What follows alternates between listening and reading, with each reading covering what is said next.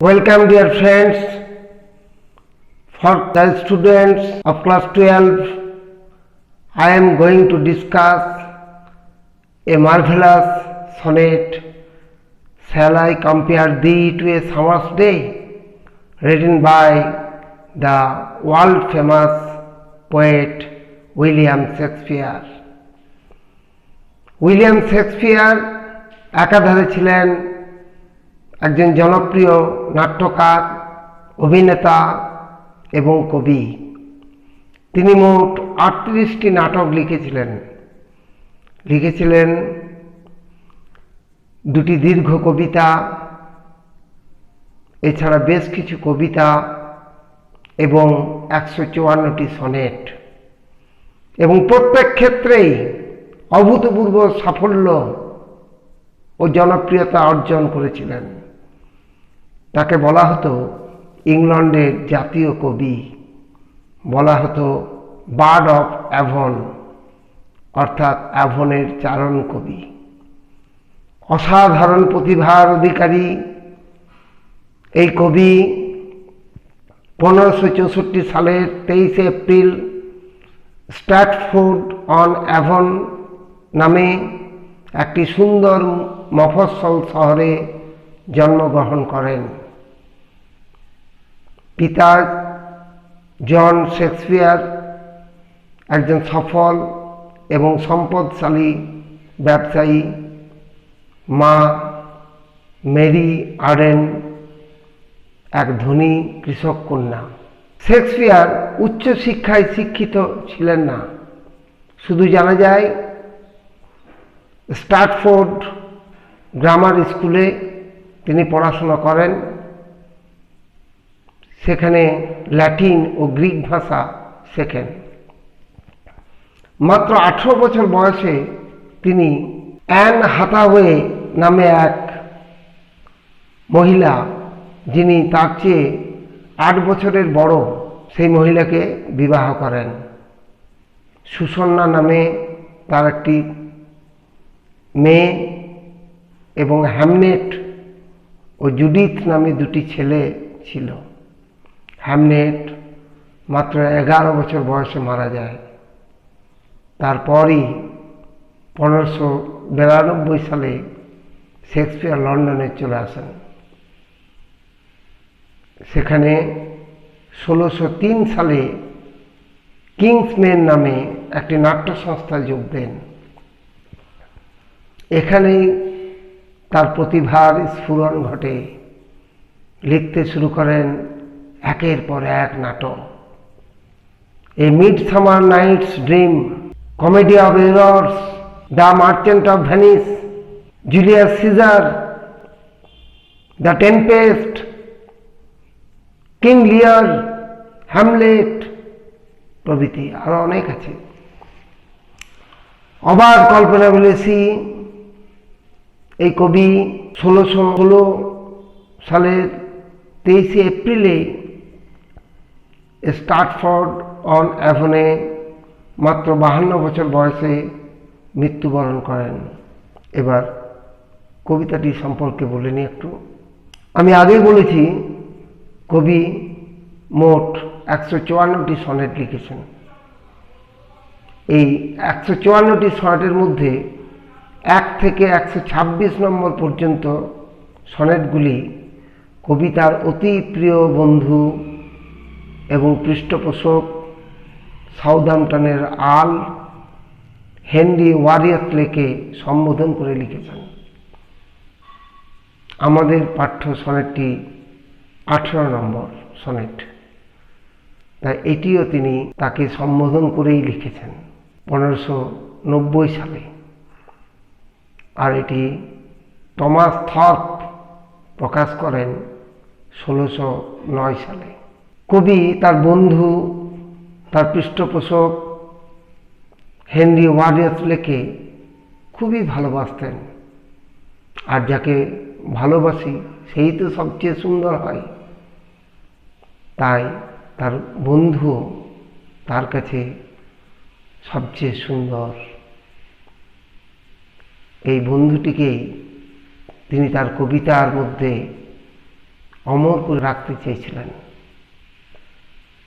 আমাদের পাঠ্য কবিতাটিতে দেখা যায় তিনি তার বন্ধুর সৌন্দর্যের বর্ণনা করেছেন। তার বন্ধুর সৌন্দর্যের সঙ্গে গ্রীষ্মের একটা দিনের তুলনা করেছেন এবং কবিতার পংক্তিগুলির মধ্যে সেই বন্ধুকে অমর করে রাখতে চেয়েছেন। তার সেই হৃদয়ের আকুল আকাঙ্ক্ষায় কবিতাটিতে স্পষ্ট হয়ে উঠেছে। এবার কবিতাটা পড়া যাক। কবিতাটির নাম sonnet 18, shall I compare thee to a summer's day।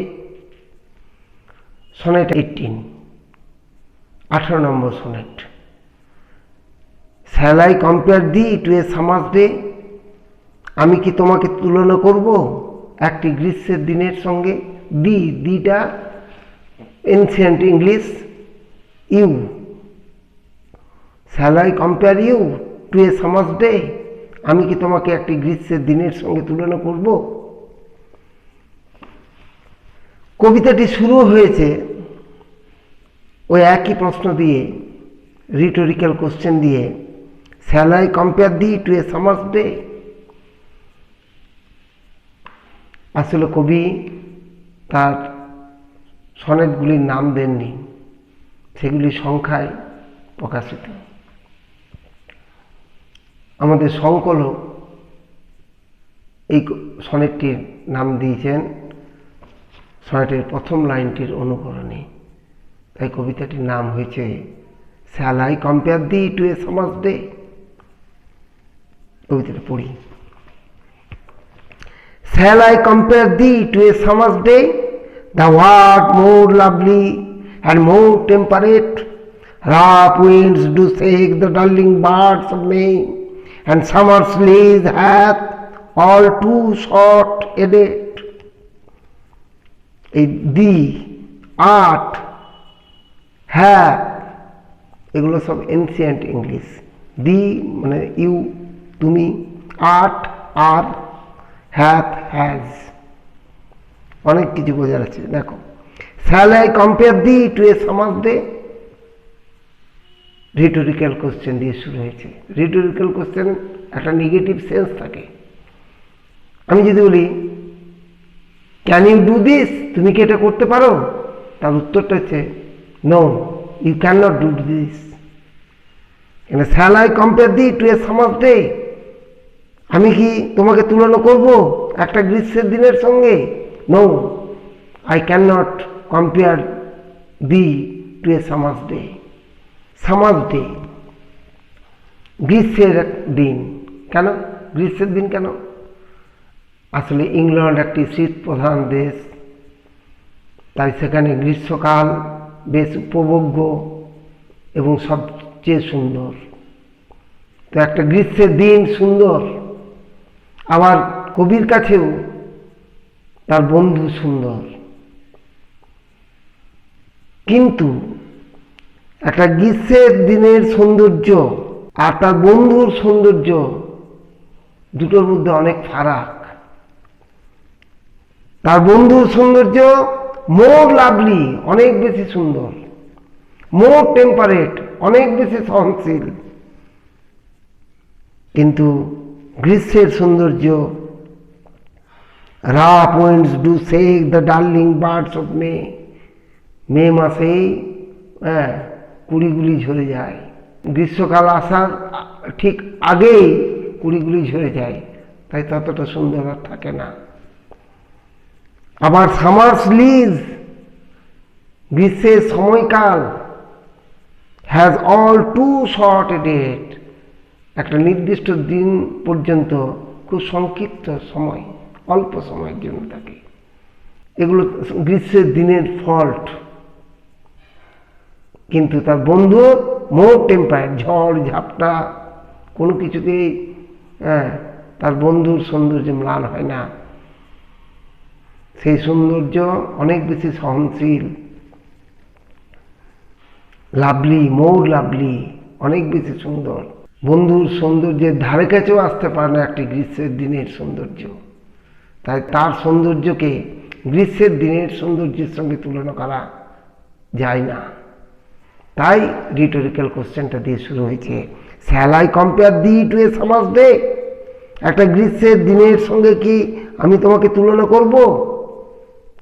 No, I shall not compare thee to a summer's day. পরিষ্কার? Thou art more lovely, তুমি হও আরো বেশি সুন্দর, and more temperate, অনেক বেশি সহনশীল। কেন অনেক বেশি সহনশীল? কেন? rough winds do shake the darling birds of May. মেটা দেখো, মে মাস। গ্রীষ্মকাল শুরু হয় জুন জুলাই, তো জুন আসার আগেই মে মাসেই গ্রীষ্মকালের সেই কালবৈশাখী ঝড়ে প্রিয় কুড়িগুলি ঝরে যায়। কালবৈশাখী ঝড় do shake the darling buds of মে, ঝাঁকিয়ে দেয় মে মাসের প্রিয় কুড়িগুলিকে। তো summer's day is not as temperate as the beauty of his friend. গ্রীষ্মের সৌন্দর্য অতটা টেম্পারেট নয়, সহনশীল নয়, তার বন্ধুর সৌন্দর্য যতটা সহনশীল। রূঢ় বাতাস ঝাঁকিয়ে দেয় মে মাসের প্রিয় কুড়িগুলিকে।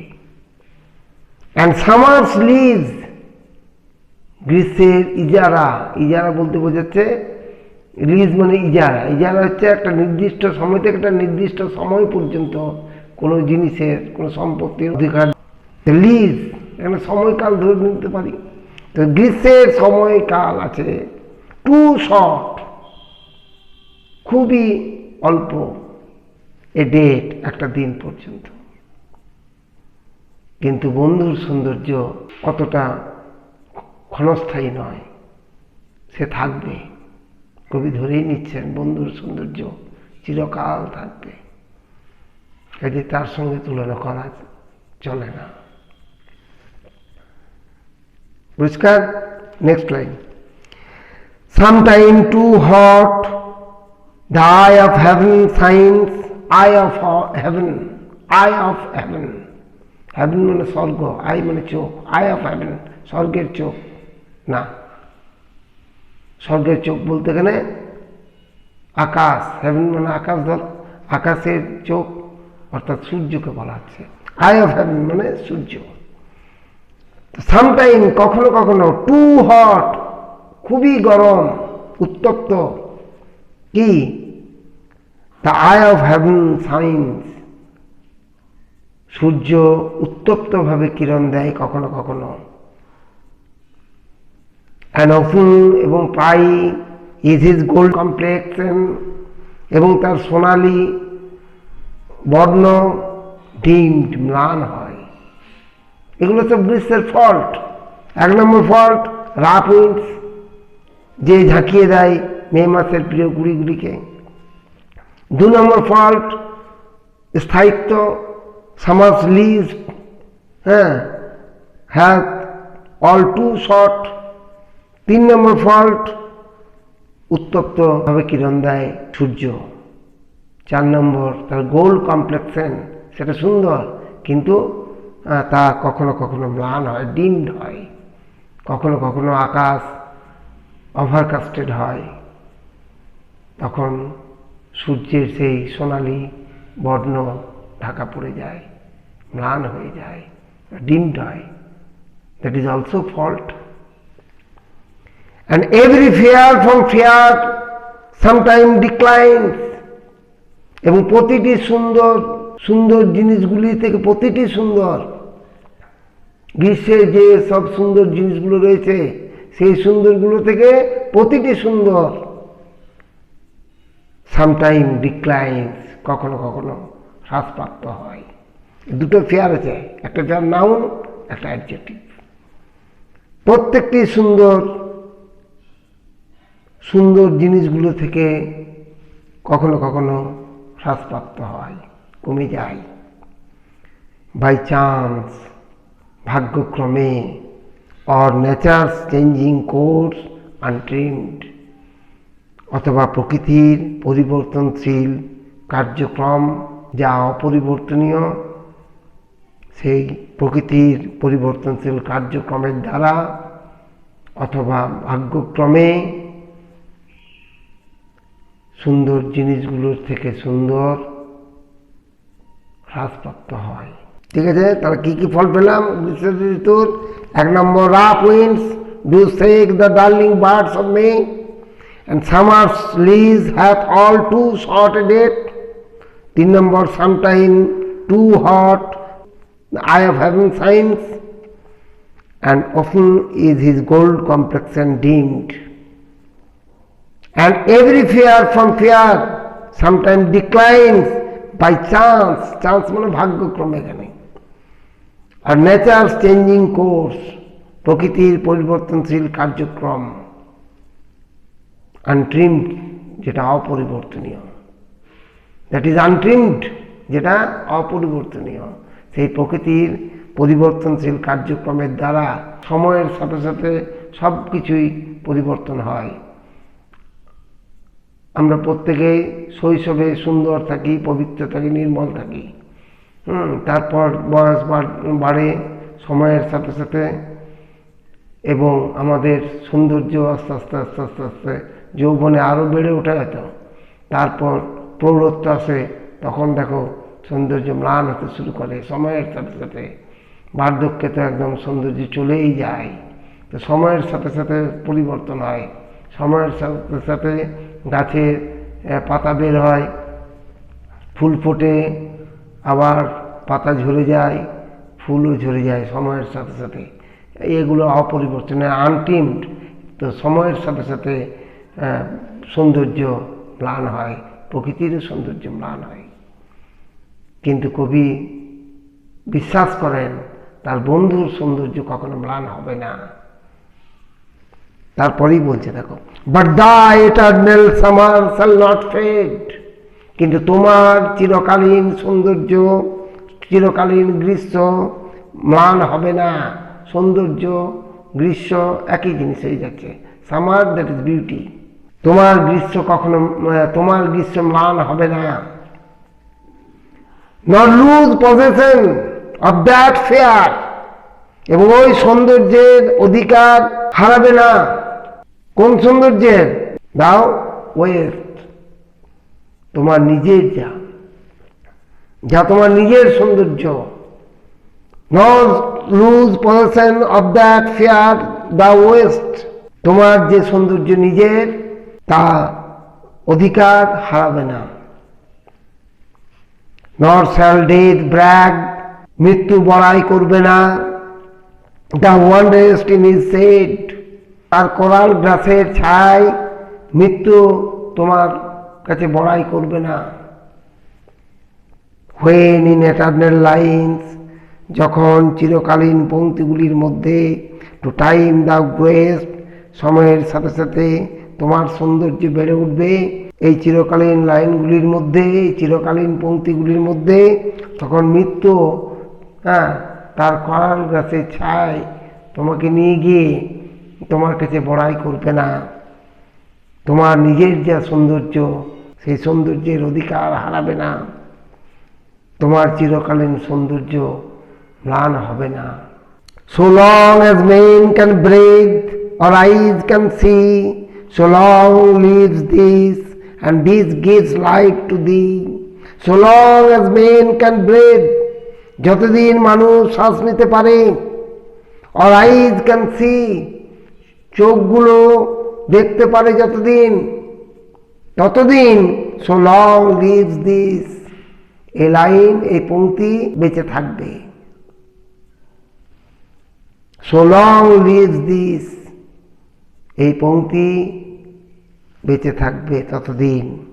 And this gives, এবং এই পংক্তি দেবে, gives life, জীবন দেবে, to thee, তোমাকে।